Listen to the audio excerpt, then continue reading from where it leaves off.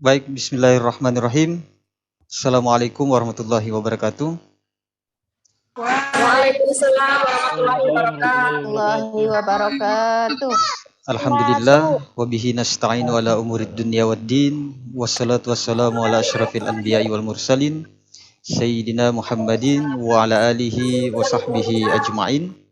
Amma ba'd, yang kami hormati Bapak Ketua Program Studi Pendidikan Agama Islam Fakultas Ilmu Tarbiyah dan Keguruan IAIN Ambon, Bapak Dr. Nur Said M.Ag. Adik-adik sekalian, para mahasiswa program studi pendidikan agama Islam FITKN Ambon yang saya banggakan, semoga hari ini kalian dalam kondisi sehat walafiat, sehingga kegiatan kita bisa kita laksanakan dengan baik dan tentunya mendapatkan ridho oleh Allah Subhanahu wa Ta'ala. Dan sebelum kita mulai, saya mengajak adik-adik sekalian untuk kita bersyukur atas kehadirat Allah Subhanahu wa Ta'ala. Tentu atas izinnya juala sehingga di pagi hari ini kita bisa berkumpul sekalipun dalam kondisi virtual melalui Zoom ini dalam rangka sosialisasi pencegahan plagiasi karya tulis ilmiah dan teknis penggunaan aplikasi similarity check bagi mahasiswa. Begitupun salawat dan taslim atas junjungan Nabi besar Muhammad SAW, Nabi yang sejatinya menjadi suri tauladan untuk kita sekalian.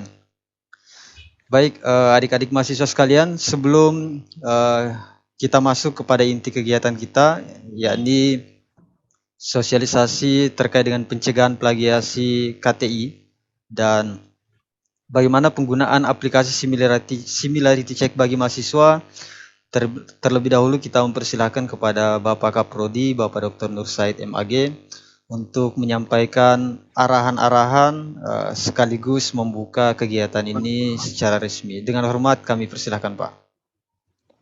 Baik, terima kasih atas waktunya dan terima kasih banyak atas inisiatifnya untuk kita membenahi program studi pendidikan agama Islam. Bismillahirrahmanirrahim. Assalamualaikum warahmatullahi wabarakatuh. Waalaikumsalam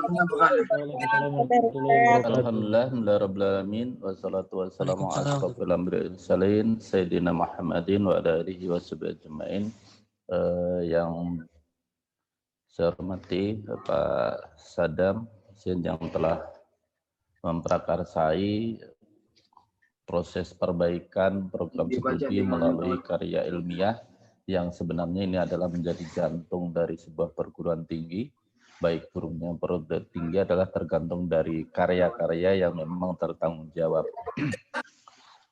Yang saya hormati Bapak Ibu dosen yang sempat bergabung dan mudah-mudahan masih banyak yang ingin bergabung sehingga kita bisa sama-sama satu kata, satu tindakan untuk sama-sama memperbaiki dan meningkatkan kualitas dari anak-anak kita. Dan yang teristimewa dari mahasiswa yang tergabung dalam Zoom ini sosialisasi plagiat dan similarity. Mudah-mudahan ini semua menjadi bekal semuanya dalam rangka kita menghindari suatu tindakan bisa dibilang kalau ini amoral, tapi dalam bahasa ilmiahnya adalah kita menyalahi etika akademik, yaitu ada plagiat yang artinya itu adalah pengambilan karangan pendapat dan sebagainya yang dianggap milik kita sendiri. Dan sebenarnya ini tidak perlu menjadi satu ketakutan bagi adik-adik mahasiswa, justru ini menjadi suatu bahan pijakan awal untuk bagaimana kita mandiri, betul-betul ini menghasilkan suatu karya yang bisa dipertanggungjawabkan. Karena selama ini banyak sekali karya-karya, skripsi, tulisan-tulisan dari adik-adik mahasiswa itu yang sama, gitu. Menghindari kesamaan meskipun itu adalah, kalau dulu istilahnya itu adalah ada istilah kutipan langsung ataupun tidak langsung dan seterusnya, nanti bisa kita lihat. judul boleh sama, tetapi esensinya bagaimana bisa tidak sama. Itu bisa nanti kita cek. Nah, untuk similarity ini sebenarnya adalah persamaan, kemiripan, keserupaan, kesamaan, ini semua jangan sampai terjadi sebenarnya.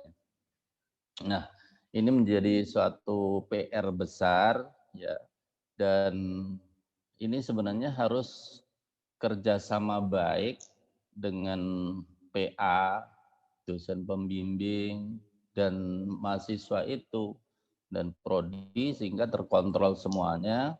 Dan ini harus kita mulai, dan insya Allah sudah mulai, insya Allah tahun akan datang yang mulai angkatan semester ganjil yang akan datang itu kita insya Allah sudah bisa kita mulai Pak Sadam ya. Iya Pak. Ya, itu yang harus kita mulai, dan alhamdulillah ini adalah di Yayasan Ambon PAI yang sudah memulai. Gitu.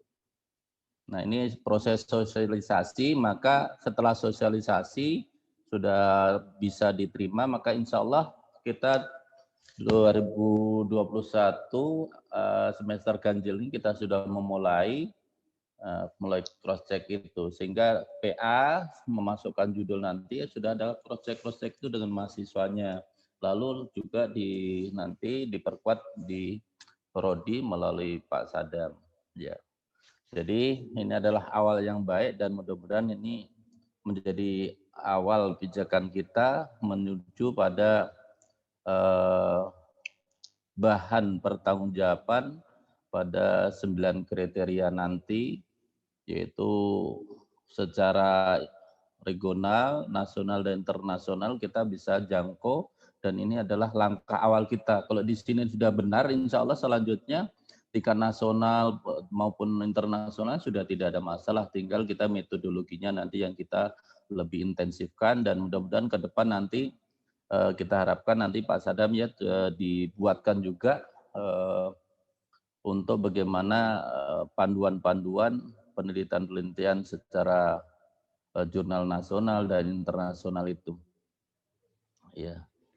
Dan untuk itu kita untuk menghemat waktu, marilah kita buka acara sosialisasi plagiarisme dan similarity ini dengan sama-sama membaca basmalah. Bismillahirrahmanirrahim. Selanjutnya serahkan pada Pak Sadam. Baik, terima kasih Bapak Kajur atas arahannya sekaligus membuka kegiatan ini secara resmi. Sebelum kita mulai, saya menyapa dulu beberapa Bapak Ibu dosen yang sempat bergabung. Ada Ibu Maimunah, kemudian saya lihat ada Ibu Hayati Nufus. Tadi saya lihat juga ada Bapak Sahrawi Moksin Kaliki yang sempat berupaya gabung tapi belum sukses gabung ya. Sambil kita menunggu. Baik, adik-adik sekalian, untuk proses sosialisasi ini saya yang akan langsung menyampaikan. Mohon disimak dengan baik. Insya Allah tidak panjang, tidak lebar. Saya akan fokus kepada substansi terhadap apa yang ingin kita sampaikan. Oleh karena itu, adik-adik sekalian, saya harap disimak dengan baik. Kalaupun ada yang ingin ditanyakan, ditampung dulu, silakan dicatat. Nanti di akhir penyampaian sosialisasi ini akan saya buka sesi pertanyaan. Baik, saya akan coba share screen dulu.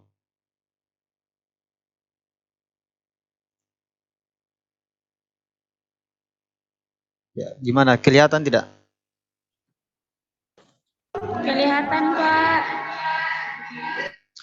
Oke, jadi setelah saya presentasi, maka yang lainnya kalau ada yang ingin bergabung, saya belum bisa menyetujui. Nanti yang belum gabung nanti menyaksikan tayangan siaran ulangnya saja. Baik, kita mulai. Ini terkait dengan sosialisasi pencegahan plagiasi KTI dan teknis penggunaan aplikasi similarity check bagi mahasiswa, khususnya program studi pendidikan agama Islam FITK IAIN Ambon. Kita langsung saja. Ya, dasar hukum.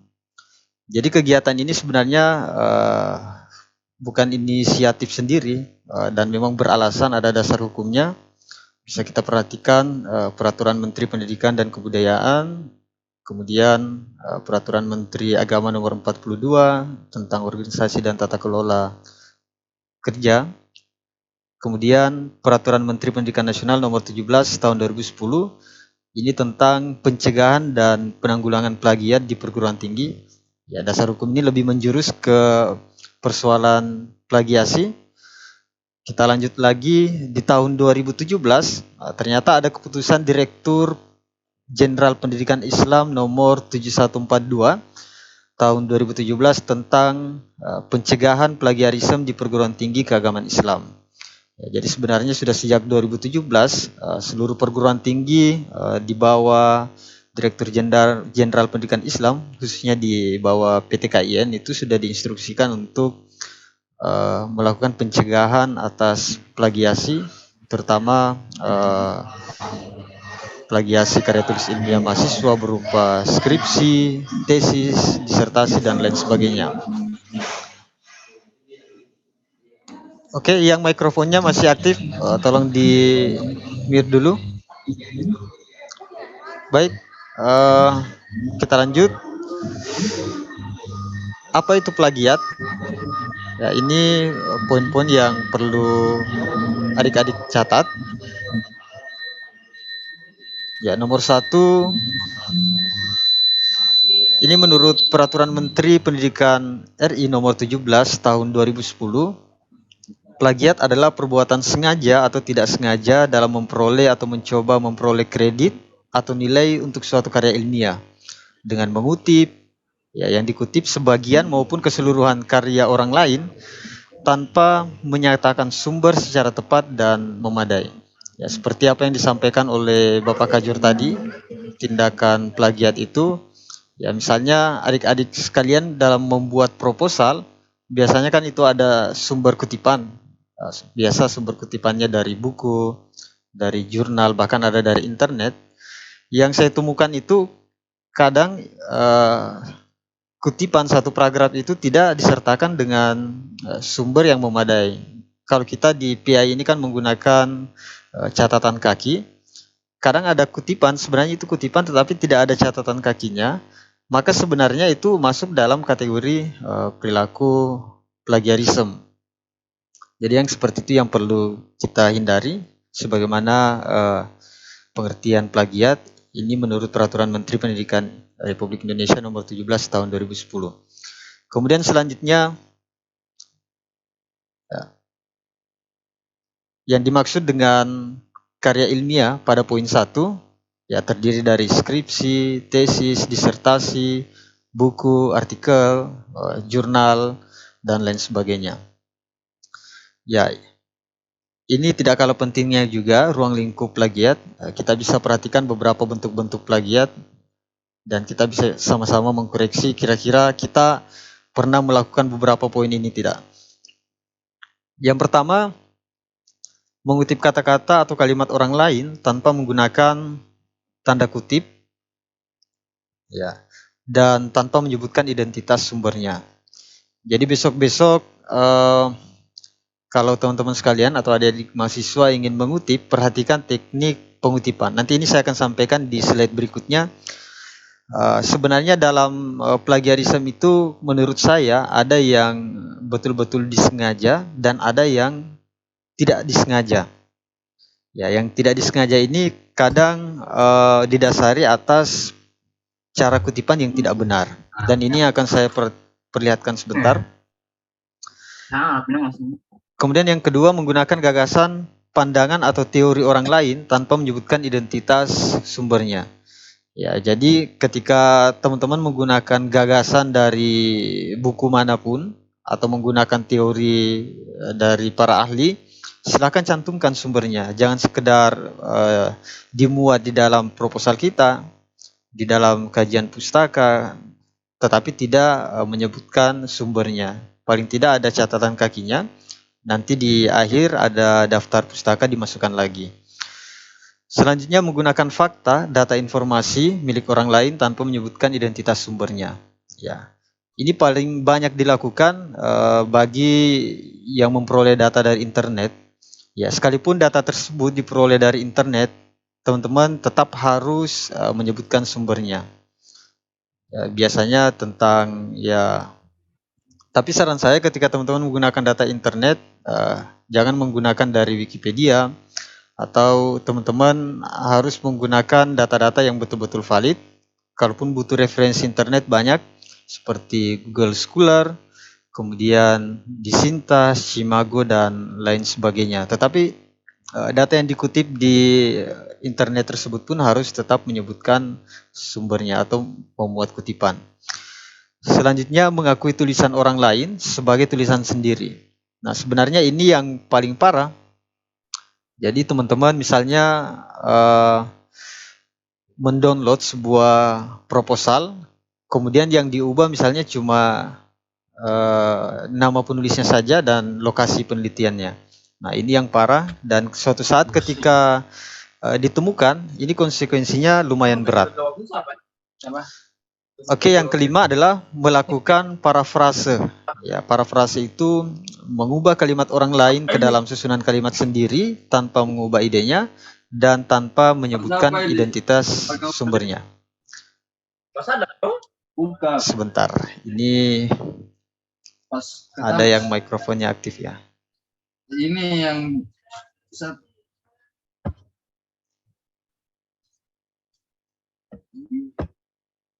Oke, harap teman-teman yang baru bergabung untuk memute atau menonaktifkan mikrofonnya. Oke, saya lanjut. Untuk yang kelima ini perlu betul-betul dipahami bahwa parafrase itu sebenarnya tidak dilarang. Parafrase itu dibenarkan. Dia masuk pada teknik pengutipan tidak langsung. Ya, misalnya teman-teman sekalian membaca buku satu halaman, kemudian melakukan penulisan ulang, melakukan simpulan misalnya dengan bahasa teman-teman sendiri, maka sebenarnya itu parafrase. Tetapi parafrase yang tidak dibenarkan itu adalah ketika teman-teman memodifikasi ide orang lain, ya idenya diambil dari buku tertentu misalnya, kemudian ditulis ulang, namun tidak menyebutkan dari mana sumber kutipan tersebut. Misalnya ide atau informasi tersebut diperoleh dari mana. Jadi parafrase itu yang tidak dibenarkan. Nanti juga saya akan perlihatkan contoh kutipan langsung, kutipan tidak langsung itu seperti apa. Paling tidak ruang lingkup atau bentuk-bentuk plagiat yang kerap terjadi, contoh-contohnya seperti ini. Dan ini sumbernya saya kutip langsung dari peraturan atau keputusan Direktur Jenderal Pendidikan Islam nomor 712 tahun 2017. Oke, selanjutnya kapan tindakan plagiasi itu terjadi? Sebenarnya yang bisa menjawab ini ya kita sendiri. Tapi saya tidak mengatakan teman-teman sekalian sudah pernah melakukan hal tersebut. Tapi kalau jujur saya juga sebenarnya sudah pernah melakukan tindakan ini ya waktu S1 dulu. Dan ya ini fakta yang terjadi. Di antaranya adalah tentunya malas. Ya terserah, mungkin ya malas mencari referensi, malas menulis, malas mengetik. Akhirnya tinggal search di internet, di copy, kemudian di paste. Yang parahnya lagi ketika tidak menyebutkan ini sumbernya dari mana. Kemudian waktu yang terbatas. Nah, ini utamanya bagi adik-adik mahasiswa yang berada pada posisi penyelesaian akhir studi. Misalnya didesak, karena kalau tidak selesai dalam bulan ini, misalnya tidak ikut yudisium atau tidak ikut wisuda tahun ini, akhirnya semuanya serba instan. Ya, ilmu the power of kepepet pun mulai dilancarkan, sehingga yang terjadi adalah keseluruhan dari skripsinya itu adalah kutipan semua. Yang parahnya lagi ketika melakukan copy paste tanpa menyebutkan sumbernya. Ya, itu masuk kategori plagiat. Kemudian rendahnya minat baca. Jadi rendahnya minat baca seorang mahasiswa itu juga mempengaruhi plagiasi atau mempengaruhi terjadinya tindakan plagiasi. Oke, selanjutnya, ya slide ini saya tidak bermaksud untuk menakuti adik-adik mahasiswa sekalian, tapi ini memang betul-betul ada. Ya, ini saya kutip langsung dari keputusan Direktur Jenderal Pendidikan Islam yang tahun 2017 tadi tentang sanksi plagiarisme. Ya, saya akan bacakan. Ya, poin A, merujuk pada Undang-Undang Nomor 20 Tahun 2003 tentang Sistem Pendidikan Nasional, sanksi bagi masyarakat yang melakukan plagiat, khususnya yang terjadi di lingkungan akademik adalah sebagai berikut. 1. Pasal 25 ayat 2, lulusan perguruan tinggi yang karya ilmiahnya digunakan untuk memperoleh gelar akademik, profesi, atau vokasi terbukti melakukan jiplakan, maka gelarnya akan dicabut. Yaitu yang pertama. Yang kedua, pasal 70, lulusan yang karya ilmiahnya digunakan untuk mendapatkan gelar akademik, profesi, atau vokasi sebagaimana dimaksud dalam pasal 25 ayat 2, terbukti merupakan jiplakan, maka akan dipidana dengan pidana penjara paling lama 2 tahun atau didenda paling banyak 200 juta. Ayo, pilih yang mana? Pilih di penjara paling lama 2 tahun atau denda maksimal 200 juta. Ya, kalau saya ya jangan plagiat. Oke. Di bagian B, ada peraturan Menteri Pendidikan Nasional. Ini masih ada terus yang minta bergabung. Ya mohon maaf, jadi saya multitasking, multi window, menyampaikan materi sekaligus menerima yang ingin bergabung. Oke, Peraturan Menteri Pendidikan Nasional Nomor 17 Tahun 2010 mengatur sanksi bagi mahasiswa yang terbukti melakukan tindakan plagiat. Ya, adalah bisa dilihat ada 7 poin, ada teguran, ada peringatan tertulis, penundaan pemberian sebagian hak mahasiswa, pembatalan nilai, sampai pada pembatalan ijazah. Ya, jadi ini bukan bermaksud menakut-nakuti teman-teman sekalian. Dan sebenarnya ketika teman-teman ingin selesai S1 dengan tentram, ya silakan selesaikan skripsinya sesuai dengan ketentuan penulisan karya tulis ilmiah dan hindari tindakan plagiarisme. Karena yakin dan percaya ketika teman-teman selesai dengan selesainya itu karena banyak copy paste, misalnya saudara merasa melakukan tindakan plagiarisme, maka yakin Anda selesai dengan keadaan yang tidak tentram. Karena akan dibayang-bayangi dengan rasa bersalah mungkin. Wah, kayaknya tulisan saya kurang maksimal karena saya melakukan copy paste dan lain sebagainya. Dan sebagai informasi awal, sebagaimana yang disampaikan oleh Bapak Kaprodi tadi, bahwa kedepannya itu di Prodi PI ini akan menerapkan uji similarity check bagi proposal maupun skripsi adik-adik sekalian. Nanti ketentuannya akan kita sampaikan, misalnya batas toleransinya itu berapa persen, baru misalnya seorang mahasiswa tersebut baru bisa mengikuti ujian. Jadi perlu saya sampaikan, beda pengecekan plagiasi, kemudian beda batas toleransi pengecekan similarity check. Kalau plagiasi jelas tidak menggunakan berapa persentasenya, yang pasti ketika teman-teman melakukan pengutipan, mengambil ide maupun gagasan orang lain, tetapi tidak menyebutkan sumbernya, maka itu plagiat. Tetapi untuk similarity check, kita akan menguji ini seberapa besar sih tingkat kemiripan artikel teman-teman sekalian, proposal teman-teman sekalian, skripsi teman-teman sekalian dengan skripsi yang dimiliki oleh orang lain. Ketika ternyata batas maksimal toleransi similarity check-nya melebihi ambang batas, maka tidak bisa dilanjutkan untuk proses ujian sebelum direvisi. Tapi ini belum kita terapkan. Yang pasti kalau teman-teman memperhatikan materi ini, kemudian ketika membuat proposal maupun skripsi, melakukan teknik mengutip dengan baik dan benar, penyebutan sumbernya dengan tepat dan memadai, insya Allah tindakan-tindakan plagiarisme itu akan terhindar. Karena sesungguhnya dalam menulis karya tulis ilmiah adalah sejauh mana seseorang itu jujur saja. Ya, kalau memang itu kutipan, ya ditulis sumbernya. Ya jangan sok-sokan, ya mentang-mentang ingin skripsinya terlihat tebal, akhirnya referensinya lebih banyak ketimbang ide pokok dari hasil temuan penelitiannya. Oke, kita lanjut. Selanjutnya adalah tips menulis bebas plagiat. Saya akan menyampaikan beberapa tips.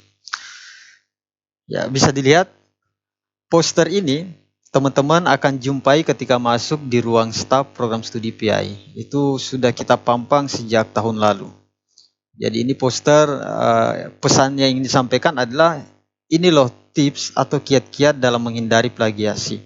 Namun yang keluar masuk di ruangan itu kadang tidak memperhatikan ini, ya dianggap poster biasa saja.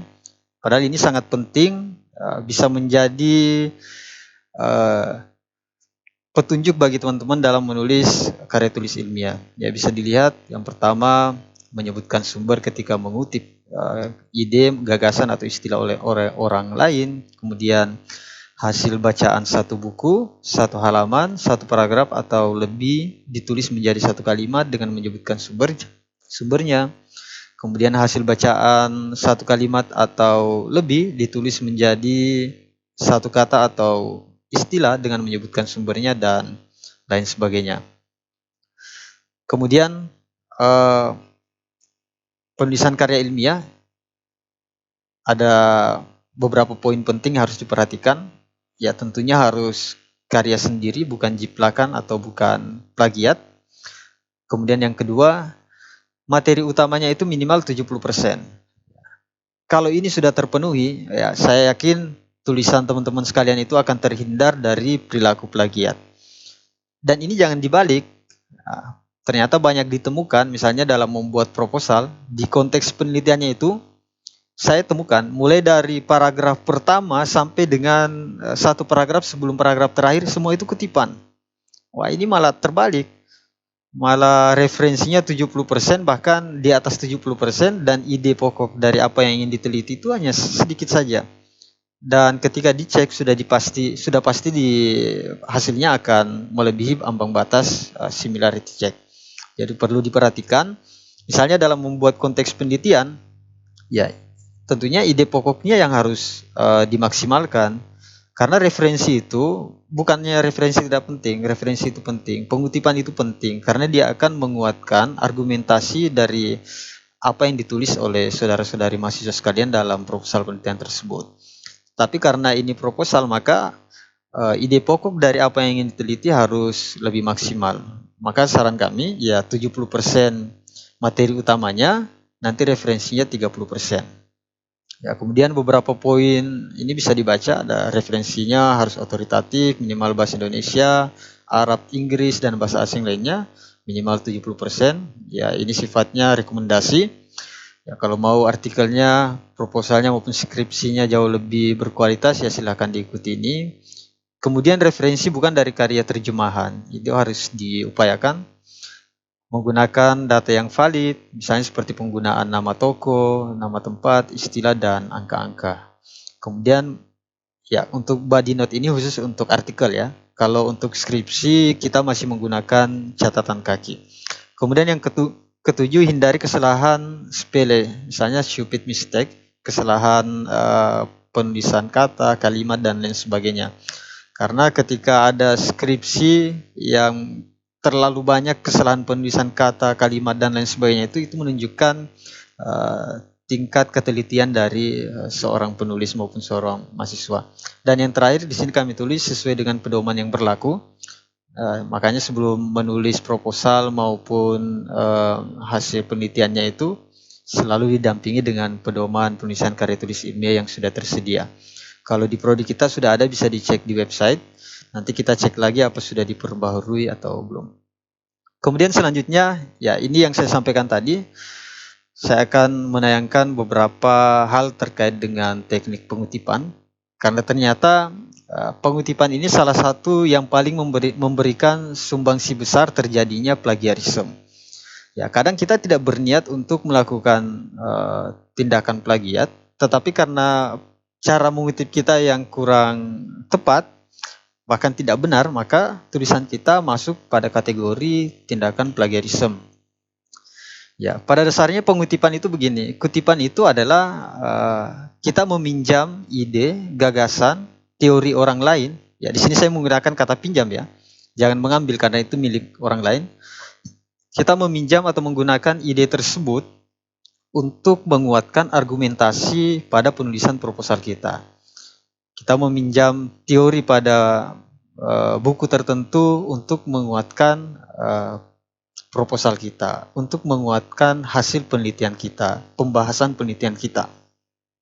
Maka sudah seyogianya ketika kita menggunakan referensi dari orang lain, maka sudah seharusnya kita mencantumkan dari mana perolehan sumber tersebut.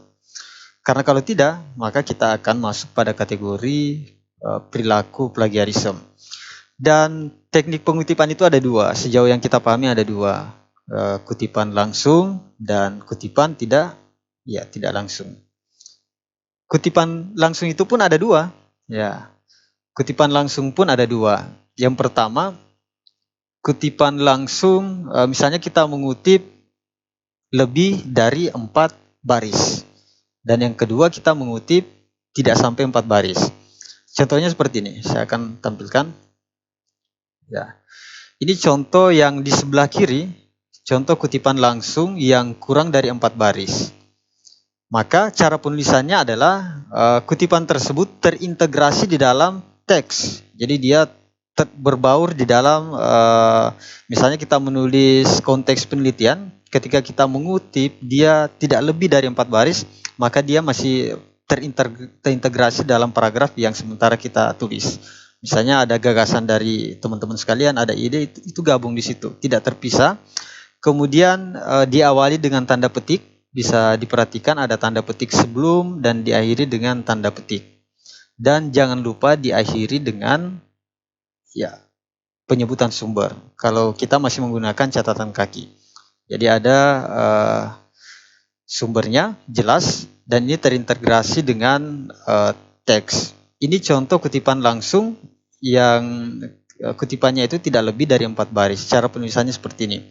Dan yang kedua, kutipan langsung kutipan langsung yang lebih dari 4 baris, cara pengutipannya bisa dilihat yang di bawah ini ada tanda petik sebelumnya dan setelahnya yang Denny menjelaskan lebih lanjut bahwa pada tingkat praksis, perbedaan latar belakang, ya contohnya seperti ini. Jadi spasinya itu 1 spasi, namun penulisannya itu kita ketuk enter sebanyak 5 kali baru ditulis dan 1 spasi saja. Ini ketika yang kita kutip itu lebih dari 4 baris. Maka cara penulisannya seperti ini, dia tidak terintegrasi di dalam teks yang lainnya tetapi terpisah. Kita enter, kemudian kita tulis dengan 1 spasi. Yang perlu diperhatikan dalam menulis kutipan langsung ini bahwa penulis tidak berhak dan tidak boleh merubah substansi, merubah kata, pokoknya tidak ada yang boleh dirubah. Kita mengutip secara langsung. Dan cara penulisannya seperti ini ketika yang kita kutip itu kurang dari 4 baris dan lebih dari 4 baris. Ya. Gimana? Sampai di sini ada yang mulai keliru di masa lalu? Ya, tidak apa-apa ya. Yang penting masa yang akan datang hal-hal substansi yang seperti ini yang menurut saya walaupun substansi sangat penting karena ujung-ujungnya akan berakibat fatal ketika kita keliru dalam mempraktekannya. Kalau saya jujur, ya, saya juga pernah keliru dan salah dalam teknik pengutipan dan alhamdulillah setelah mengikuti beberapa pelatihan, kegiatan-kegiatan dan bahkan soal similarity check cara kerjanya seperti apa, alhamdulillah kita mulai paham dan kita berupaya memperbaiki tulisan kita agar lebih baik ke depannya. Dan selanjutnya selain kutipan langsung, ada juga kutipan tidak langsung. Ya. Kutipan tidak langsung itu kebalikan daripada kutipan langsung. Kalau kutipan langsung kita tidak merubah apapun, kita langsung kutip mentah-mentah dengan beberapa ketentuan tadi yang tidak lebih dari 4 baris maka terintegrasi dalam teks, diawali dan diakhiri dengan tanda petik, kemudian tetap menyebutkan sumber. Tapi kalau kutipan tidak langsung yaitu misalnya adik-adik sekalian membaca satu buku, 1 halaman misalnya, kemudian merangkumkan dalam 1 paragraf, tentu dengan menggunakan bahasa adik-adik sekalian. Dengan catatan tetap menyebutkan sumber. Bisa diperhatikan, kali ini saya screenshot dari kajian literatur atau penelitian terdahulu. Saya masukkan, ini tentunya masuk kategori kutipan tidak langsung karena kita mengambil intisari atau menyampaikan ide pokok dari apa yang pernah diteliti oleh peneliti sebelumnya. Jadi contohnya seperti ini, kita gunakan bahasa kita sendiri untuk menulis ulang apa yang pernah diteliti oleh orang dan diakhiri dengan penyebutan sumber. Ya. Oke, kita lanjut. Ya, untuk menghindari perilaku plagiarisme, maka tentunya kita menggunakan alat cek plagiasi. Nah, ini materi kedua sebenarnya. Tadi soal pencegahan tindakan plagiat SKTI kita sudah sampaikan. Sekarang saya akan sampaikan bagaimana menggunakan alat similarity check. Ya, maka bersyukurlah adik-adik mahasiswa PAI karena sudah mulai diperkenalkan yang namanya dengan Turnitin atau Turnitin. Turnitin ini salah satu aplikasi similarity check yang sebenarnya banyak orang yang ingin menggunakan aplikasi ini, tapi sayangnya tidak semua orang bisa menggunakannya. Kenapa coba? Dan kenapa saya menganggap adik-adik mahasiswa PAI ini harus bersyukur karena bisa menggunakan Turnitin? Karena Turnitin ini aplikasi yang berbayar, ya, dan harganya ya lumayan. Kalau saya mau beli secara pribadi tidak sanggup saya. Harganya lumayan mahal, tapi alhamdulillah harus bersyukur kepada kampus kita karena sudah memfasilitasi prodi-prodinya untuk memiliki Turnitin. Dan apa yang dikatakan Bapak Kajur tadi benar, bahwa di prodi PAI ini prodi pertama di Ambon yang insya Allah akan menerapkan pengecekan similarity check terhadap karya tulis ilmiah mahasiswa. Ya, silakan dicatat yang di sebelah kanan Turnitin. Di sini ada kelas created, ya, ada kelas ID dan enrollment key. Ya. Silakan dicatat ya. Karena ini nanti akses yang akan adik-adik sekalian gunakan untuk masuk di Turnitin ini. Jadi kelas ID-nya 29447-414. Itu kelas ID. Kemudian enrollment key-nya itu PAI 2021. Ya, saya sampaikan buat adik-adik sekalian, mohon kelas ID dan enrollment key ini tidak diberitahukan kepada yang lainnya, cukup buat adik-adik mahasiswa sekalian. Karena ini sebenarnya tidak gratis ya, karena selama adik-adik masih menjadi mahasiswa program studi pendidikan agama Islam, maka Turnitin digratiskan buat adik-adik sekalian. Oke, nanti saya akan praktekkan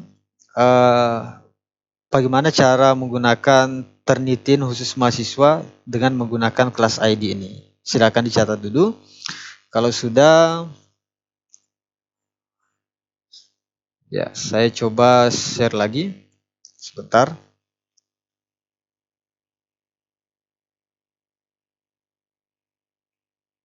Kita akan mencoba membuka Turnitin. Kita langsung praktek saja ya.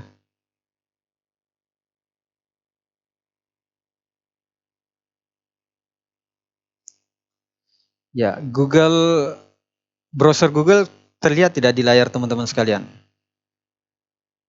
Terlihat, Pak. Oke.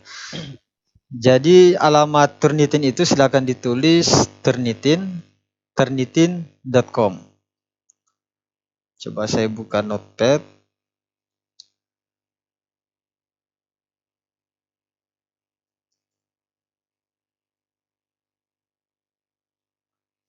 Itu baru kelas 7 beta. Kelihatan tidak Turnitin? Tulisannya turnitin.com. Lihat Pak, lihat. Oke, sudah dicatat? Sudah, Pak. Ini Sudah Pak. turnitin.com. Ini alamatnya, silakan dicatat, nanti dipraktekkan di rumahnya masing-masing. Iya, Pak. Oke, saya close ya. Selanjutnya di browser ini saya enter.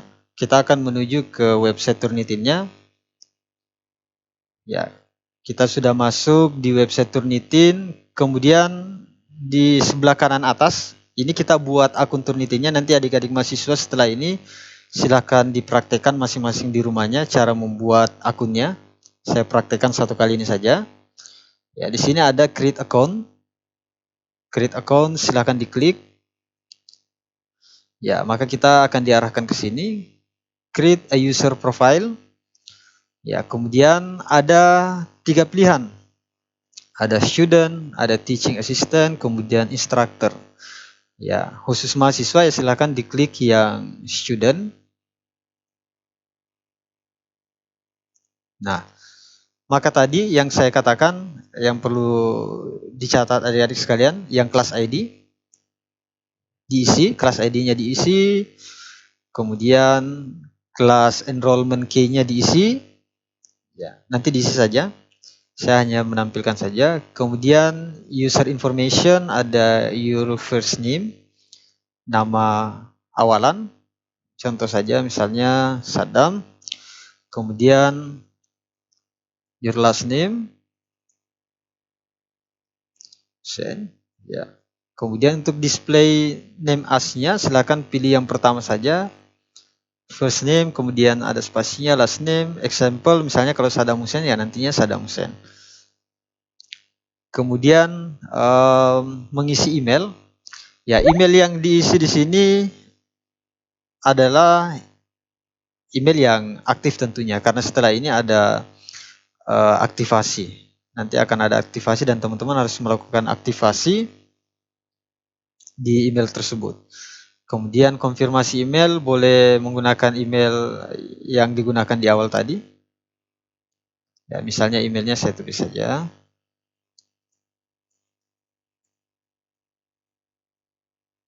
Ya, kemudian ditulis ulang.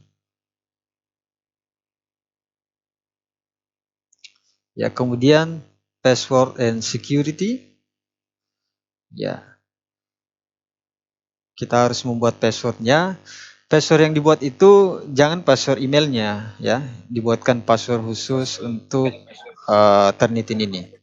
Nanti silakan dibuat sendiri. Kemudian confirm your password, artinya kita menulis ulang password yang kita tulis di atas, ditulis ulang di bawah sini. Ya, kemudian ada secret question. Ya, ini pertanyaan rahasia ya. Ini seketika akan berfungsi ketika teman-teman misalnya lupa password. Maka kita harus memilih salah satu pertanyaan.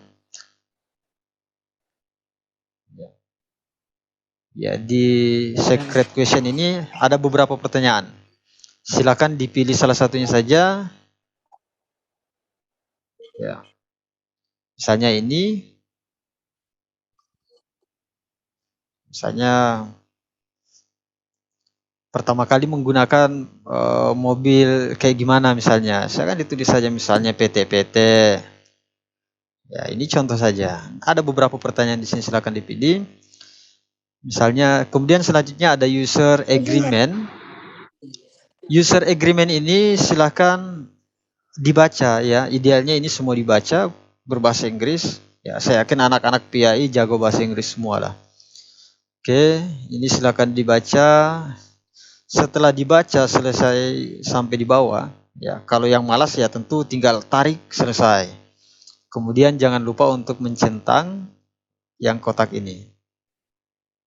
Ya, kalau sudah terchecklist berarti sudah selesai. Artinya dia memvalidasi bahwa yang ingin mendaftar ini robot atau bukan. Ya, kita harus centang, saya bukan robot. Kalau ada yang robot jangan centang ini ya, nggak boleh.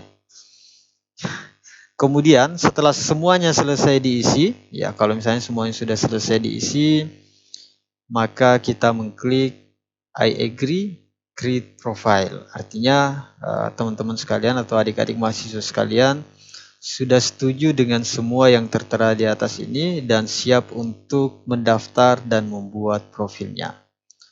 Oke, kurang lebih seperti itu cara untuk mendaftar akun Turnitin. Nanti selanjutnya saya akan buat tutorialnya, saya akan share di grup yang sudah kita buat. Maka sebenarnya saya sudah sampaikan, silakan di subscribe YouTube channel Prodi PAI plus YouTube channel Kreatif Berkarya. Kalau di YouTube channel Prodi PAI itu akan kita sampaikan semua informasi terkait dengan Prodi, kegiatan Prodi dan lain-lain. Kalau di YouTube channel saya itu, saya sarankan untuk di subscribe karena banyak tutorial yang saya buat terkait dengan pendidikan, terkait dengan penulisan karya tulis ilmiah dan lain sebagainya. Semuanya akan saya share di situ. Baik, kita kembali ke PowerPoint tadi. Oke. Tadi kita sudah sampai di sini. Ya. Sudah terlihat lagi?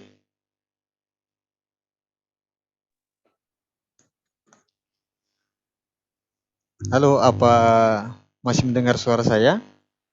Masih, Pak.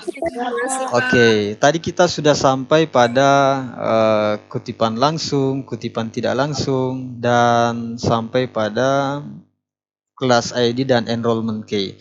Jadi kelas ID dan enrollment key ini silahkan dicatat dan ini mahal harganya. Nanti penggunanya saya akan sampaikan melalui tutorial di grup WA kita. Jangan jangan keluar dari grup itu. Saya akan share tutorial penggunanya. Ya, mumpung di prodi kita ini belum menerapkan similarity check, jadi mulai sekarang adik-adik sekalian sudah bisa latihan, misalnya membuat konteks penelitiannya. Di proposalnya silakan latihan membuat konteks penelitian untuk penelitian kualitatif. Setelah itu nanti dicek, coba buat akun Ternitinya, kemudian dicek seberapa besar hasil similarity check konteks penelitian yang teman-teman buat. Dan bisa jadi ada beberapa kalimat yang justru terindikasi plagiat. Jadi mulai sekarang bisa latihan. Dan saya sampaikan bahwa kelas ID dan enrollment key ini saya aktifkan khusus adik-adik mahasiswa bisa digunakan selama 1 bulan ke depan. Nanti saya akan update terus untuk kelas ID dan enrollment key. Oke, selanjutnya untuk menghindari atau tips menulis tanpa plagiat, teman-teman harus menggunakan alat citasi. Dan ini sudah berapa kali saya sampaikan melalui YouTube channel saya, yaitu menggunakan aplikasi Mendeley. Ya, saya yakin di beberapa mahasiswa PI sudah menggunakan Mendeley, terutama yang pernah saya ajar. Saya sudah sampaikan apapun yang teman-teman tulis, apakah itu makalah, apakah itu proposal penelitian maupun skripsi yang sementara ditulis, silahkan menggunakan Mendeley. Karena Mendeley ini merupakan salah satu alat citasi yang sangat recommended, membantu teman-teman dalam mengorganisir atau mengelola referensinya, apakah itu buku, artikel, maupun hasil penelitian. Karena di dalam Mendeley ini kita memasukkan buku-buku yang kita download. Jadi referensi sekarang kan teman-teman tidak perlu repot-repot lagi dari satu perpustakaan ke perpustakaan lainnya. Karena di era digital, revolusi industri 4.0 ini, banyak sekali buku-buku yang sudah dalam bentuk PDF dan bisa kita download secara gratis. Situsnya juga banyak. Kalau penasaran cara downloadnya, silakan subscribe YouTube channel Kreatif Berkarya. Jadi ini bukan promosi, tapi ya saya pikir teman-teman juga butuh itu.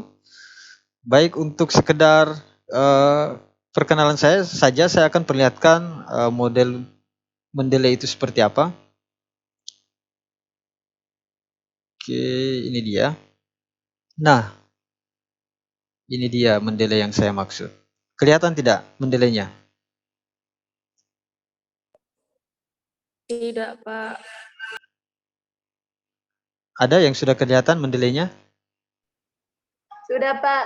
Oke. Sudah, Pak. Sudah. Jadi yang tampil ini semua artikel maupun buku-buku yang sudah saya download. Dan di sebelah kiri ada folder-folder. Misalnya folder akreditasi. Maka semua berisi tentang artikel yang berkaitan tentang akreditasi. Kemudian ada ya Masohi tentang tradisi, misalnya mutu dan lain sebagainya. Kita bisa mengorganisir referensi kita di dalam Mendeley ini, dan dia tidak akan hilang karena dia tersimpan secara virtual di dalam Mendeley. Dan cara mengutipnya pun sangat gampang. Teman-teman tidak perlu takut cara menulis catatan kaki, kemudian cara menulis daftar pustaka, karena di Mendeley ini hanya sekali klik, maka penyebutan sumber maupun penulisan daftar pustaka akan tertulis secara otomatis. Kalau ada yang bertanya gimana cara penggunanya, ya di dalam YouTube channel Kreatif Berkarya ada di sana, silahkan dibuka. Oke, saya kembali ke materi. Ya, saya pikir ini beberapa penyampaian kami dari Prodi PAI terkait dengan pencegahan plagiarisme. Intinya kita tidak menakut-nakuti teman-teman sekalian. Adik-adik tidak perlu merasa takut dan merasa terbebani dengan adanya penerapan similarity check terhadap proposalnya nantinya. Karena bagi mahasiswa yang memang betul-betul ingin tulisannya berkualitas, tentu akan bertanggung jawab. Karena sebenarnya proses pembuatan proposal dan proses pembuatan skripsi itu adalah menguji sejauh mana originalitas hasil karya tulis ilmiah yang adik-adik sendiri buat. Makanya saya tadi katakan, kalau ingin selesai sarjana S1 dengan tentram, silakan buat proposal, silakan buat skripsi dengan benar, harus jujur. Kalau memang itu kutipan, ya silakan sebutkan sumbernya. Jangan kemudian mengambil tulisan orang lain, kemudian tidak menyebutkan sumbernya. Karena itu ya tindakan kejahatan bagi saya. Ya, mengambil hak cipta orang lain.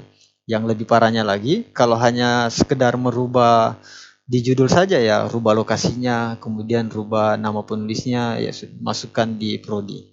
Saya pikir sekarang ini sudah tidak seperti dulu lagi, apalagi kalau sudah mulai diterapkan, maka jangankan isinya, judulnya pun akan mudah kita deteksi tingkat kesamaannya dengan judul-judul yang sudah pernah diteliti sebelumnya. Baik adik-adik sekalian, saya pikir sampai di sini penyampaian terkait dengan sosialisasi ini.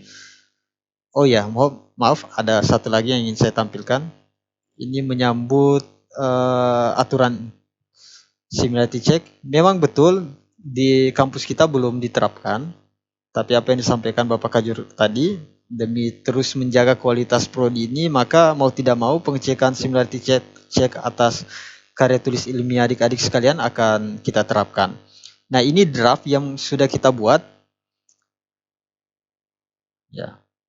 Draft yang kita sudah buat bisa dilihat di bagian C, maksud dan tujuan ada 3 poin, ya, sebagai controlling atas hasil karya tulis ilmiah studi akhir mahasiswa, dalam hal ini proposal, skripsi, dan artikel yang sesuai dengan ketentuan dan etika akademik, maka perlu dilakukan deteksi plagiarisme. Jadi di antara beberapa maksud dan tujuan diterapkannya pengecekan atau deteksi plagiarisme terhadap karya tulis ilmiah mahasiswa, ya 3 poin ini. Dan yang terakhir adalah memberikan instrumen dan kepastian hukum dalam penanganan pelanggaran etika akademik. Kemudian di bagian D bisa diperhatikan,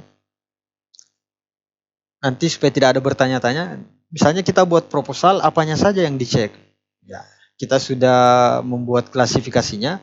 Misalnya untuk proposal nanti yang dicek itu cuma judulnya, latar belakang, rumusan masalah, tujuan penelitian, definisi operasional, kemudian metode penelitian. Jadi di kajian pustaka maupun daftar pustaka kita tidak masukkan karena memang di situ ya banyak kutipan. Ya.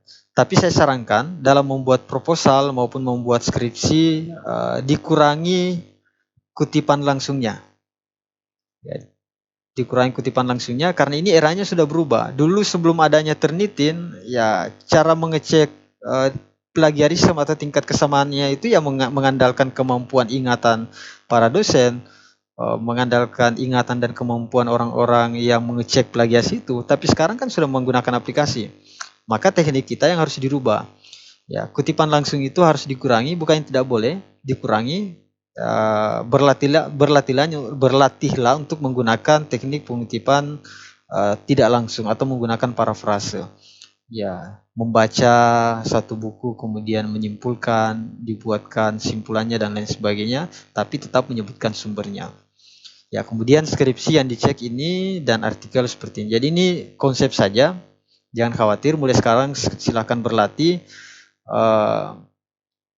Insya Allah ketika teman-teman sudah mulai latihan dari sekarang, besok-besok teman-teman akan terbiasa, dan saya yakin kalau menulis dengan baik dan benar kalian akan sukses dengan gelar S1 dengan tentram ketimbang sukses dengan S1 dengan dibayang-bayang, wah skripsi saya banyak plagiatnya nih, banyak copy paste-nya yang tidak menyebutkan sumber. Oke, saya pikir sampai di sini penyampaian saya. Karena tidak ada moderator, ya saya yang memimpin ini. Silakan bagi teman-teman yang ingin diskusi atau ada dari mahasiswa sekalian yang ingin bertanya, silakan. Kita ada waktu kurang lebih, ini sekarang pukul berapa? Ya sekitar 20 menit lah kalau ada yang ingin ditanyakan. Silakan. Mumpung Pak Kajur juga masih ada yang ingin bertanya tentang konsep kita ke depannya seperti apa, silakan. Ya Pak. Oke, sebutkan namanya, dari kelas mana dan semester berapa? Bismillahirrahmanirrahim. Assalamualaikum warahmatullahi wabarakatuh. Um, Saya Doli dari semester 6 kelas BIA, Pak. ya, gimana Doli? Yang saya tanyakan di sini mungkin tadi saya agak sedikit terlambat melihat apa namanya yang Zoom ini. Yang saya tanyakan di sini kira-kira berapa persen Pak untuk apa di dalam proposal atau skripsi yang plagiasi diterima di proyek Oke. ini? Oke, itu saja. Baik, Ada lagi Pak? sebentar. Ini Ladoli dulu, kita fokus ke Ladoli. Ya, jadi Ladoli tanya berapa persen tingkat plagiasi yang harus diantisipasi supaya kita bisa lolos misalnya similarity check. Jadi begini, Doli. Jadi nanti kalau kita sudah terapkan aturan ini, yang dicek itu similarity check-nya. Jadi ada batas toleransi similarity check. Similarity check itu adalah ambang batas maksimal toleransi tingkat kesamaan. Ya. Misalnya Doli, saya kasih contoh dulu ya. Saya belum menyampaikan berapa maksimalnya. Nanti kalau aturannya sudah keluar, tapi nanti saya akan perlihatkan draftnya. Jadi similarity check itu, misalnya Doli menulis kemudian mengeceknya di Turnitin, ternyata hasilnya 50%. Ya, 50% itu bukan indikator atau tidak menunjukkan Doli melakukan tindakan plagiat. Tidak, belum tentu itu plagiat. Sama, belum tentu plagiat, tetapi plagiat jelas sudah pasti dia sama. Kalau batas toleransi begitu, ya sama tapi belum tentu plagiat. Artinya begini, 50% itu bisa jadi Doli terlalu banyak menggunakan kutipan langsung. Nah, makanya saya sarankan tadi, jangan terlalu banyak menggunakan kutipan langsung yang ambil gampang gitu ya, sekedar copy paste, kemudian dipindahkan. Kemudian misalnya menulis konteks penelitian nih.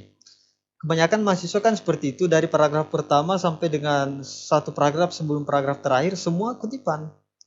Ya, setelah kutipan tidak ada argumentasi menguatkan kutipan tersebut dan begitupun sebaliknya. Nah, itu berpotensi untuk meninggikan tingkat kesamaannya.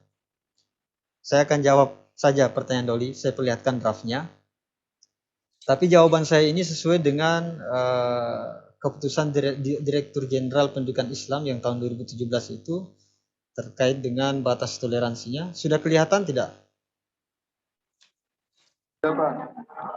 Sudah Oke. Pak. Sebentar, ada di sini.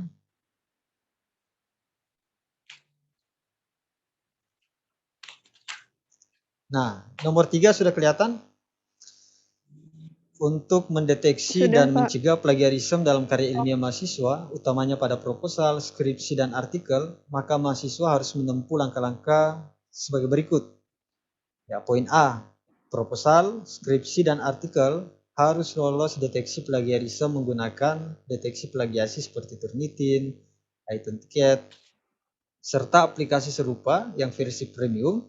Ya, jadi Turnitin kita ini bukan gratisan ya, premium, dan dapat dipertanggungjawabkan hasilnya sebelum diujikan, kemudian dibuktikan dengan surat keterangan bebas plagiat dari unit atau lembaga yang berwenang. Jadi suatu saat ketika ini diterapkan, maka teman-teman harus melalui proses ini. Tapi tidak susah, karena masing-masing mahasiswa melakukan cek plagiasi secara mandiri. Dari rumah teman-teman bisa cek, adik-adik sekalian bisa cek plagiat sendiri di rumah menggunakan Turnitin yang akan kita sediakan, dan memang sudah kita sediakan. Kemudian di poin B, batas toleransi sebagaimana dimaksud pada huruf A adalah berbasis aplikasi deteksi plagiarisme dengan ketentuan sebagai berikut. Nah, yang satu, untuk karya ilmiah atau skripsi sebagai persyaratan kelulusan pada jenjang D4 atau program sarjana maksimal 25%. Jadi ini yang tertera, aturan ini yang tertera di ketentuan Direktur Jenderal Pendidikan Islam. Jadi untuk mahasiswa 25%, untuk skripsi, dan untuk tesis 20%. Ya, ini aturan yang dibuat oleh Direktur Jenderal Pendidikan Islam ya. Gimana Doli? Terjawab tidak? Coba, terus. Ya, tapi begini, sekalipun dia aturannya 25% paling tinggi, misalnya aturannya 25% berarti lebih daripada 25% berarti tidak lolos similarity check kan? Ya, maka saran saya berlatih kan sudah ada tuh Turnitin-nya. Kalau misalnya bisa di bawah 25% itu jauh lebih bagus lagi. Jangan dibuat pas-pas 25%. Tetapi tidak bisa juga 0%. Kalau ada mahasiswa misalnya yang membuat proposal kemudian hasil deteksi similarity-nya 0%, itu menunjukkan proposalnya tidak punya referensi. Ya, tidak boleh begitu juga. Artinya batas toleransi itu hanya memberikan kontrol bahwa idealnya adalah membuat karya tulis ilmiah itu 70% ide maupun gagasannya, 30% itu referensinya. Referensi itu harus banyak, kita juga butuh referensi. Makanya di sela-sela teman-teman memasukkan referensi harus ada argumentasi yang saling menguatkan antara referensi dengan argumentasi yang adik-adik sekalian tulis. Seperti itu ya. Oke, selain Ladoli ada? Masih ada?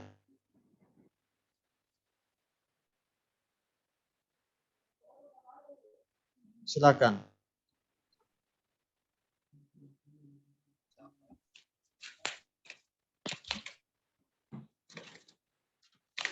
Ya, jadi setelah kegiatan ini harap masih tetap di grup kita. Nanti setelah itu saya share beberapa tutorial kelanjutan tentang penggunaan similarity check berupa aplikasi Turnitin. Kalau saya adik-adik mahasiswa ini sangat beruntung loh.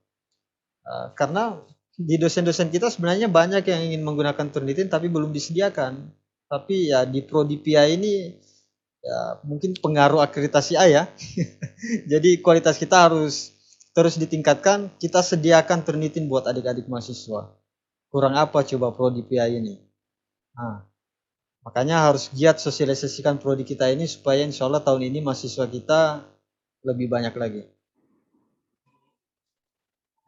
Oke, masih ada lagi? Amin. Ya, amin. Kalau sudah tidak ada lagi, barangkali dari Pak Kajur atau dari Bapak Ibu dosen yang sudah bergabung ingin memberikan masukan atau pemikirannya terkait dengan beberapa rencana kita ke depannya terkait mengantisipasi kualitas karya tulis ilmiah adik-adik mahasiswa kita. Ya, silakan, saya pikir ini saatnya kita saling memotivasi, saling memberikan masukan, dan saling mengontrol demi perbaikan prodi PAI ke depannya. Silakan Bapak Ibu, adik-adik mahasiswa juga kalau ada yang masih ingin menyampaikan pertanyaannya, keluhannya silakan. Ya Pak, mungkin saya ingin memberikan apa ya, Ya, masukan ya, atau respon lah. ya Maaf, dari ini nggak dibuka. semester berapa Kameranya ini? nggak apa ya? Oh, saya kira tadi mahasiswa, soalnya suaranya kayak masih mahasiswa Bu. Oh, ternyata iya, Ibu betul, Maimu. memang masih mahasiswa. Iya, mahasiswa S3. Iya, silakan Ibu, silakan. Ya, bismillahirrahmanirrahim. Assalamualaikum warahmatullahi wabarakatuh. Waalaikumsalam. Waalaikumsalam warahmatullahi wabarakatuh. Yang pertama saya sampaikan terima kasih kepada Prodi ya, Bapak Kaju dan Sekjur atas acara yang diselenggarakan cukup memberikan masukan dan ilmu, termasuk juga buat saya pribadi. Kemudian yang kedua mungkin saran dari acara hari ini tentunya tidak sampai di sini kemudian ada perubahan, langsung ada perubahan begitu kan? Iya. Saya kira masih butuh proses yang panjang begitu ya, karena perlu kesamaan persepsi baik antara dosen dengan mahasiswa. Yang pertama mungkin masukan saya, karena mohon maaf kemarin juga belum sempat ikut rapat di tingkat dosen. Jadi kalau kemudian sistem ini akan diterapkan, berarti pengawalan dari awal-awal semester ya, yang terkait dengan mata kuliah tertentu berarti harus ada, yaitu tadi kesamaan persepsi antar dosen. Kemudian khususnya untuk karya studi akhir yaitu skripsi, mungkin dibuat sistem yang kemudian lebih memudahkan kita untuk kontrol gitu Pak ya. Iya. Dan kalau dulu kan sudah dimulai bahwa proposal itu harus mendapat ACC dari PA begitu kan. Nah mungkin lebih sistematiskan lagi supaya kita lebih memudahkan untuk komunikasi atau bagaimana.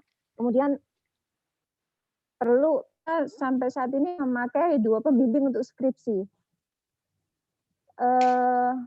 Itu kira-kira bisa ditinjau lagi nggak ya Pak ya? Dimasukkan, jadi masukan ke atasan gitu. Karena saya lihat di kampus yang lain itu kan 1 pembimbing saja. Sehingga kalau memang kita masih memakai ini sampai hari ini atau seterusnya berarti harus ada apa ya?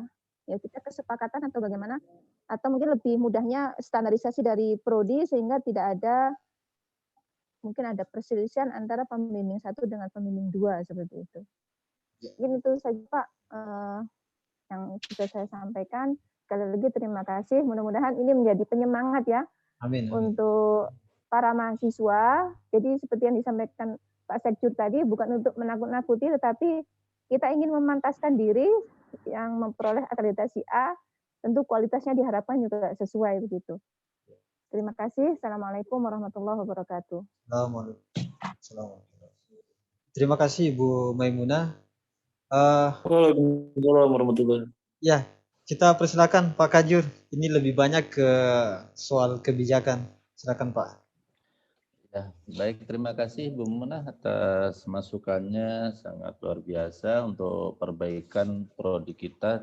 Ya, yang pertama memang ini masih proses, Bu, namanya proses, butuh sosialisasi dan hasil rapat pada tanggal berapa itu kita dengan dosen itu kita sudah mensepakati bahwa kita memang harus melakukan ini dan kita harus menjaga marwah dari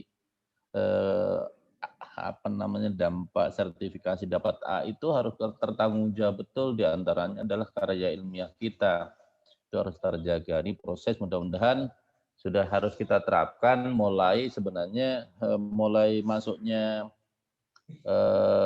pendampingan PA itu seharusnya sudah mulai cross check di situ. Ya, kita sudah harus mulai. Insya Allah kita terapkan semester akan datang ini sudah kita mulai lakukan.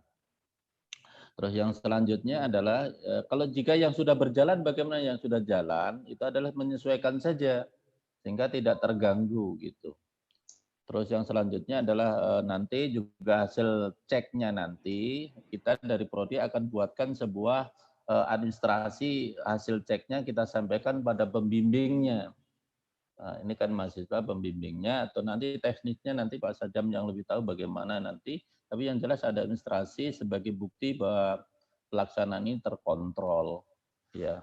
Terus yang selanjutnya adalah untuk dosen insya Allah sudah yang hadir itu sudah sepakat semua. Kita harus menerapkan ini Bu. Ya. Terus yang selanjutnya untuk pembimbing ini kita juga tidak bisa mengambil suatu kebijakan bahwa harus satu. Ini kan masih perlu dirapatkan, lalu ada pedoman akademik yang baru harus ini dan seterusnya. Nanti coba kita suarakan saja kalau misalnya perguruan tinggi sudah lain, tapi kita punya identitas tertentu. Ini konsekuensinya pada teman-teman dosen juga. Nah makanya kita tidak mengarah untuk pembimbing 1 atau hanya 1 orang atau 2 orang. Tapi yang jelas ini suatu proses bukan untuk sifatnya menghambat mahasiswa atau mempersulit mahasiswa. Sebenarnya seharusnya komunikasi pembimbing 1 dan 2 itu yang harus proaktif juga gitu. Nah, permasalahannya itu selama ini tidak jalan tuh komunikasi, koordinasi antara pembimbing 1 dan 2 berjalan masing-masing. Sebenarnya persamaan persepsi penting duduk bersama dan mahasiswanya. Coba nanti kita juga prodi coba kita kasih yang namanya ruang untuk bisa bimbingan langsung antara pembimbing 1 dan 2 bisa ketemu dalam satu ruangan. Nah, kita coba atur itu semuanya. Nah, itu penting untuk menyamakan persepsi antara pembimbing 1 dan 2 sehingga mahasiswa tidak dirugikan.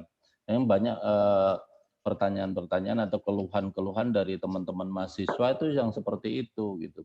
pembimbing 1 sudah oke, pembimbing 2 belum, atau pembimbing 2 oke, pembimbing 1 belum, dan seterusnya. Itu janganlah sampai terjadi. Apalagi masa-masa terutama ya kita agak memaklumi proses yang sudah berjalan, semester-semester yang mendekati DO itu, yang sudah mau akhir itu yang harus kita perhatikan betul. Kita memang itu naluri kita saja. Tapi yang jelas kita ke depannya harus lebih tertib administrasi dan seterusnya.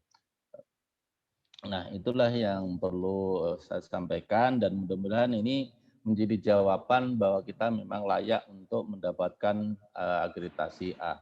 Ya, terima kasih Pak Sadam, saya rasa seperti itu. Ya, terima kasih Pak Kajur atas penjelasannya. Di sini ada Pak Eko, ada Pak Kozin yang lagi di JMP, ada Ibu Hayati Nupus, ada Ibu Hani. Ya, terima kasih Bapak Ibu. Setidaknya kehadiran Bapak Ibu di Zoom ini adalah bagian dari bentuk dukungan untuk proses kita ke depannya. Dan tadi saya lihat juga ada Pak Andi dan lain sebagainya. Mohon maaf kalau ada yang tidak saya sebutkan. Ini lumayan banyak juga yang gabung di sini. Ya, bagaimana adik mahasiswa? Masih ada yang ingin menyampaikan atau ingin bertanya, menyampaikan aspirasi juga boleh, silakan. Kita bukan anggota dewan, tapi kita menerima aspirasi dari teman-teman sekalian untuk disampaikan ke pimpinan, insya Allah.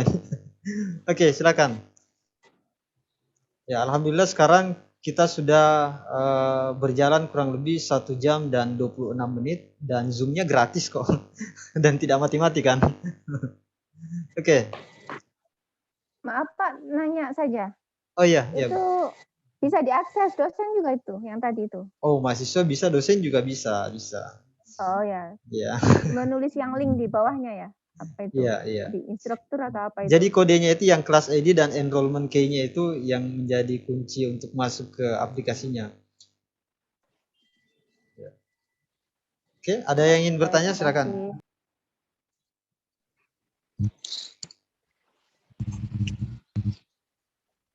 Ya, di sini ada Juwairia, Sarni, kemudian ada Fadila Arismaya tadi sudah, kemudian Mia Rahmawati.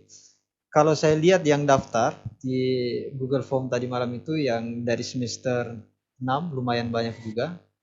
Ya, mudah-mudahan terbantukan proses penyelesaian akhir studinya, dan yang masih semester awal, insya Allah setelah ini besok-besok dalam membuat makalah, apalagi nanti penyusunan proposalnya sudah jauh lebih berkualitas lagi dan bisa lulus dengan terang tentunya. Itu istilah saya ya. Oke, kalau sudah tidak ada lagi, saya pikir kita bisa menyudahi pertemuan ini. Teman-teman yang tidak sempat ikut tidak perlu khawatir. Saya rekam pertemuan kita hari ini dan akan saya publish dan bisa ditonton ulang. Dan terima kasih Bapak Ibu, Pak Kajur, Bapak Ibu dosen sekalian, dan adik-adik mahasiswa sekalian. Terima kasih atas waktunya di pagi hari ini. Mohon maaf telah menyita waktu adik-adik sekalian dan Bapak Ibu sekalian kurang lebih 1,5 jam. Semoga apa yang kita laksanakan di pagi hari ini mendapatkan berkah dan diridhoi oleh Allah Subhanahu wa taala. Sebelum saya mengakhiri, mewakili program studi pendidikan agama Islam menyampaikan mohon maaf lahir dan batin untuk adik-adik sekalian. Sekalipun momentum lebarannya sudah lewat kurang lebih 1 minggu, tapi ya saling memaafkan itu harus tetap selalu masih kita Syawal, sampaikan. Bapak. Ya, semoga Ibu Maimunah cepat kembali ke istana untuk kita bergabung, memperkokoh Prodipia ini. Amin. Oke, saya pikir sudah tidak ada lagi. Sekian dan terima kasih. Mohon maaf atas segala kekurangannya. Wallahul muwaffiq ila aqwamit thariq. Assalamualaikum warahmatullahi wabarakatuh. Waalaikumsalam warahmatullahi wabarakatuh. Ya, ternyata ada Pak Ustadz Larajab juga di sini, Ustadz. Baru kelihatan gambarnya. Iya, baru habis kasih kuliah, bergabung dari 10 menit yang lalu. Oh iya. Baru habis kuliah jadi. Nah, mohon maaf. Ya, terima kasih Ustadz. Ya. Nanti insya Allah dengan Pak Sadam untuk khusus dosen sekalian Pak Sadam. Iya. Karena dosen banyak.